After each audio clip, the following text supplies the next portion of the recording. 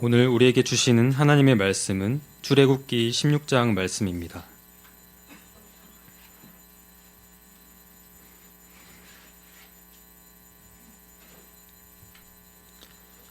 출애굽기 16장 1절에서 12절까지 한 절씩 교독하시겠습니다.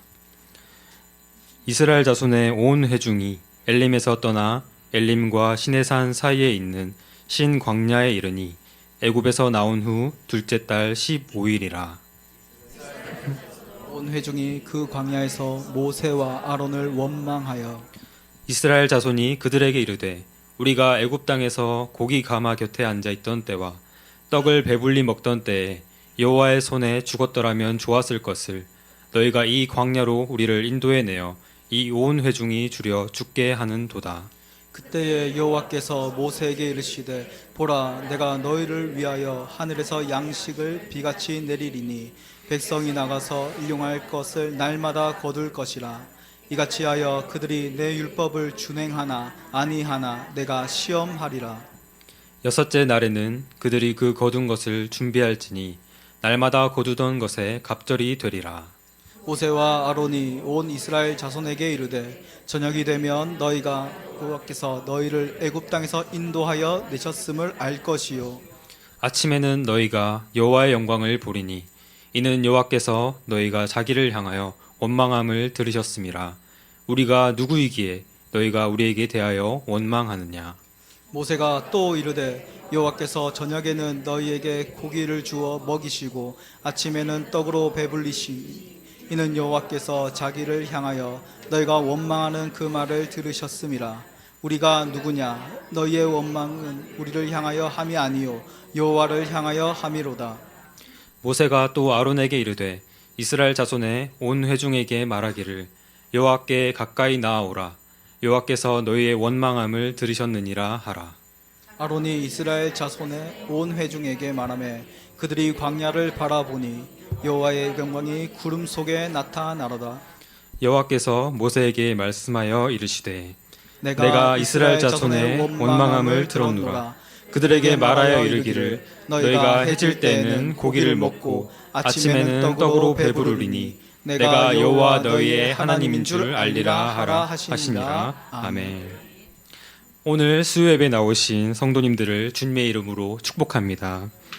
지난주 설교 본문인 15장 22절에서 27절 말씀에서는 하나님께서 애굽에서 이스라엘 백성들을 출애굽시키시고 홍해를 가르는 기적을 보여주신 지 단 3일 만에 하나님을 전적으로 신뢰하지 못하는 그들의 모습이 드러났습니다. 그들은 엘림이 아닌 가까운 마라를 선택했고 그것은 하나님이 예배하신 단물이 나는 곳이 아닌 쓴물로 가득 찬 곳이었습니다. 이것은 하나님의 인도하심이 구름 기둥과 불 기둥으로 나타남을 보았던 이스라엘 백성들에게 시험을 하신 것이라고 성경은 말하고 있습니다. 이스라엘 백성들은 약 400년이라는 시간 동안 애굽 땅에서 이방 생활을 했습니다. 하나님을 듣고 배웠던 모든 것들이 희미해져갈 시간입니다. 우리나라도 지난 20세기 근대화 과정을 거치는 동안 수많은 역사들이 있었고 역사적인 과오를 되풀이하지 않기 위해 그것들을 기억하기 위해 끊임없이 노력하고 있지만 역사적 사건의 배경과 의도를 전제하지 않고 현재 우리가 가진 잣대로만 판단하기도 합니다. 그렇게 역사는 왜곡되기도 합니다. 한 세기가 아니라 한 세대만 거쳐도 아다르고 어다르게 세상이 변화합니다. 그러니 그 긴 시간 동안 율법 없이 살아온 이스라엘에게는 먼저 하나님이 누구시며 그분이 세운 법을 아는 시간이 필요했습니다.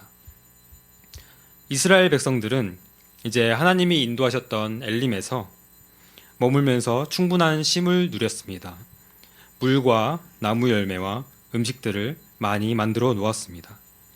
이제 장막을 걷고 일어나 다시 구름 기둥, 불 기둥을 따라 나갑니다. 하나님은 우리가 어딜 가든 말만 하면 필요한 것을 주실 거야. 애굽에서의 10가지 재앙, 바다를 가르시는 기적, 쓴 물도 달게 만드시는 그 능력, 이 모든 것이 이 위대한 우리 하나님이 하셨고 앞으로도 알아서 해 주실 것이라 믿었습니다. 출애굽기 14장 13절에 보면 모세가 이스라엘 백성 앞에서 구원의 하나님을 이렇게 선포합니다. 함께 읽어보겠습니다. 모세가 백성에게 이르되 너희는 두려워하지 말고 가만히 서서 여호와께서 오늘 너희를 위하여 행하시는 구원을 보라. 너희가 오늘 본 애굽 사람을 영원히 다시 보지 아니하리라. 이어서 14장 31절에는 그 능력을 행하신 하나님을 본 이스라엘 백성의 반응이 나옵니다. 함께 읽겠습니다. 이스라엘이 여호와께서 애굽 사람들에게 행하신 그 큰 능력을 보았으므로 백성이 여호와를 경외하며 여호와와 그의 종 모세를 믿었더라. 하나님을 경외하게 되고 하나님과 모세에게 아멘 했다고 나옵니다. 이스라엘 백성에게는 구하면 주시는 분이 바로 하나님이셨던 겁니다. 신앙생활을 처음 할 때도 보면 내 삶에서도 구하면 주시는 분이 바로 하나님이십니다. 성경에 나온 대로 선하신 하나님은 내 삶에서 선을 이루어주시고 지인들을 위해 기도하는데 그 기도 제목들을 자꾸 이루어주십니다. 하나님이 정말 내 입장에서 내 편 들어주시는 것처럼 그렇게 일하십니다. 이스라엘 백성들도 그러한 하나님을 기대했을 것입니다. 그런데 이스라엘이 마주친 첫 광야가 오늘 이 본문에 나타납니다. 본문에 나온 신광야라는 곳인데 이 신광야는 엘림과 시내산 사이에 있는 지역입니다. 길이는 120km 정도 되었고 바위들이 아주 많고 건초가 많은 험난한 지역이었습니다. 아닌 게 아니라 애굽에서 정착 생활만 하던 이스라엘 백성들에게 메마른 이 땅은 살면서 처음 경험하는 곳이었습니다. 아침에는 평균 40도 이상, 저녁은 영하로 내려가는 그곳은 벗어나고 싶지만 걸어가도 끝이 없었습니다. 엘림에서 한껏 쟁여놓았던 음식과 물은 다 소진해 갑니다. 그러자 이스라엘 백성은 마라에서 원망하는 소리를 들어주셨던 하나님이 생각났습니다. 이스라엘 백성은 그때는 하나님이 명하신 경로를 저버리고 스스로가 마라를 택했기 때문에 다시 하나님께 책임을 돌리는 것은 어려웠습니다. 이스라엘 백성은 타겟을 바꿔서 모세와 아론을 원망합니다. 오늘 읽었던 본문인 16장 2절에서 3절에서 이렇게 말합니다. 함께 읽어보겠습니다. 이스라엘 자손 온 회중이 그 광야에서 모세와 아론을 원망하여 이스라엘 자손이 그들에게 이르되 우리가 애굽 땅에서 고기 가마 곁에 앉아 있던 때와 떡을 배불리 먹던 때에 여호와의 손에 죽었더라면 좋았을 것을 너희가 이 광야로 우리를 인도하여 내어 이 온 회중이 주려 죽게 하는도다. 여기서 이스라엘 백성은 엉뚱한 소리를 합니다. 요즘 기억 보정이라는 말을 쓰기도 하는데 그들은 과거 애굽에서의 삶을 과장하고 미화하고 있었습니다. 고기와 떡을 배불리 먹지도 않았을 뿐더러 하루하루 부역하는 힘든 삶을 살았던 것이 바로 애굽의 삶이었습니다. 여호와의 손에 죽었더라면 좋았을 것을 너희가 이 광야로 우리를 인도해냈다고 말합니다. 하나님이 그들을 출애굽시킬 분이셨던 것도 부정하는 말을 합니다. 모세와 아론이 이스라엘을 광야로 인도해내었다는 말을 하면서 먼 산을 보듯이 말하는 겁니다. 사람은 기대가 큰 만큼 실망을 합니다. 신앙생활도 마찬가지입니다. 성경에 나타난 하나님을 난 잘 안다고 생각했는데 왜 나보다 신앙생활 열심히 안 한 저 사람이 더 좋은 사람을 만나서 결혼하지? 왜 저 사람은 취업 준비하느라 교회에 나오지 않았는데 좋은 직장에 들어가더니 다시 교회에 나와서 신앙생활을 잘 하고 있는 거지? 내가 잘못된 건가? 그 질문의 영역에 서게 되는 그리스도인들이 참 많은 것 같습니다. 아무리 생각해도 이해가 되지 않습니다. 내가 하나님이 지으신 피조물이라 해도 가능하면 좋은 쪽으로 풀어주시면 좋을 텐데 왜 굳이 삥 둘러서 훈련시키시는 건지 이해되지 않습니다. 하지만 그 기점에 섰을 때가 중요합니다. 이스라엘 백성들은 자신들이 기대했던 하나님이 아니자 바로 원망의 말을 쏟아냅니다. 말은 아론과 모세에게 하고 있지만 사실은 하나님께 하고 있는 말입니다. 그때 그들은 원망의 말이 아니라 믿음의 말로 모세에게 아뢰을 수도 있었지 않을까요?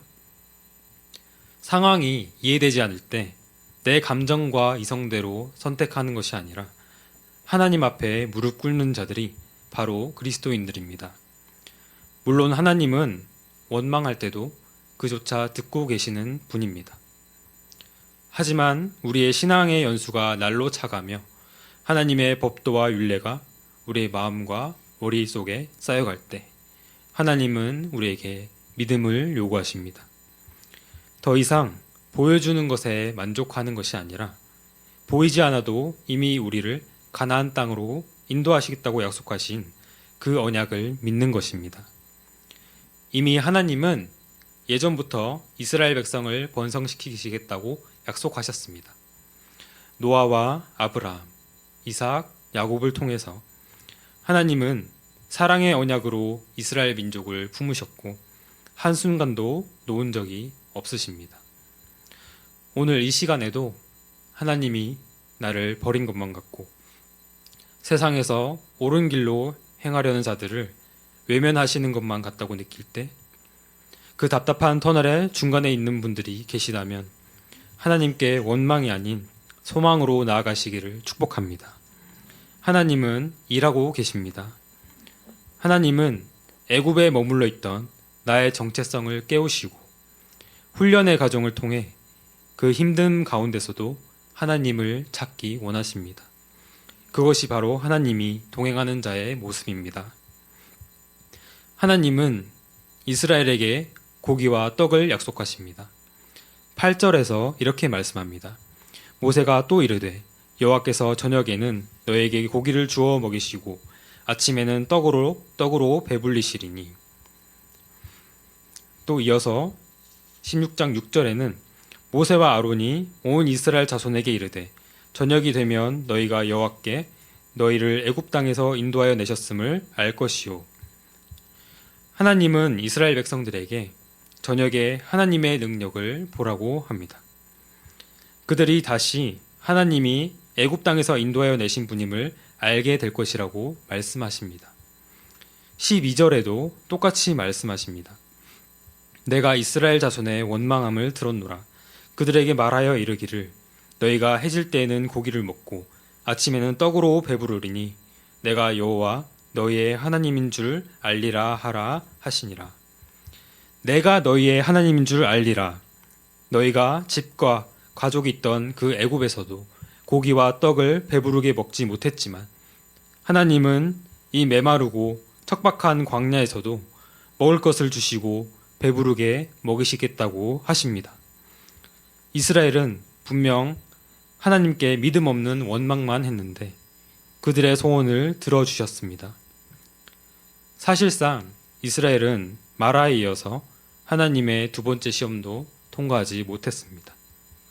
그렇지만 여전히 소망은 하나님께 있다는 것을 알게 하시기 위해 이스라엘에게 높은 기적을 보이시고 하나님의 영광을 드러내셨습니다. 하나님은 나의 기대와 원망과는 상관없이 나를 통해 하나님의 영광을 드러내시는 분이십니다. 왜냐하면 하나님만이 진정한 소망임을 드러내시기 위함입니다. 앞으로도 반복될 이스라엘 백성의 이러한 모습들은 로마 시대 때도 동일하게 나타납니다. 마태복음 21장 9절을 제가 읽겠습니다. 앞에서 가고 뒤에서 따르는 무리가 소리 높여 이르되 호산나 다윗의 자손이여 찬송하리로다. 주의 이름으로 오시는 이여 가장 높은 곳에서 호산나 하더라. 이스라엘을 로마의 압제로부터 구원하실 메시아, 기적을 행하고 하나님의 나라를 세우실 예수님, 그들은 다윗 때의 영광을 다시 가져오실 예수님이라 믿었습니다. 마가복음 11장에도 이러한 내용이 나오는데 얼마 가지 않아서 이스라엘 백성들의 모습이 180도 바뀝니다. 마가복음 15장 13절에서 14절 말씀을 함께 읽도록 하겠습니다. 마가복음 15장 13절에서 14절 말씀을 제가 읽도록 하겠습니다. 그들이 다시 소리 지르되 십자가에 못 박히게 하소서. 빌라도가 이르되 어찌미냐 무슨 악한 일을 하였느냐 하니 더 크게 소리 지르되 십자가에 못 박히게 하소서 하는지라. 계속해서 반복되는 하나님을 향한 우리의 모습을 이제는 한번 돌아보기 원합니다. 그런즉 너희는 먼저 그의 나라와 그의 의를 구하라. 그리하면 이 모든 것을 너에게 더하시리라고 하신 예수님의 말씀을 통해 비록 나는 하나님의 뜻을 알 수 없지만 하나님의 주권을 인정해드리며 그분의 다스림에 순종하기 원합니다. 그리고 내 삶 또한 하나님의 뜻에 맞춰 살아가는 자세, 그리고 그분의 의를 따라가는 제자의 삶, 마지막으로 모든 필요를 채워주실 것을 믿는 믿음. 우리는 염려하지 말고 하나님 앞에 이것을 아뢰어야 합니다.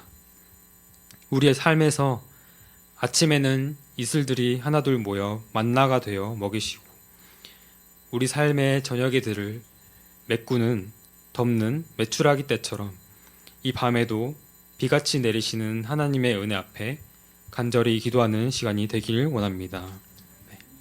우리 함께 주의 음성을 내가 들으니 찬양하겠습니다.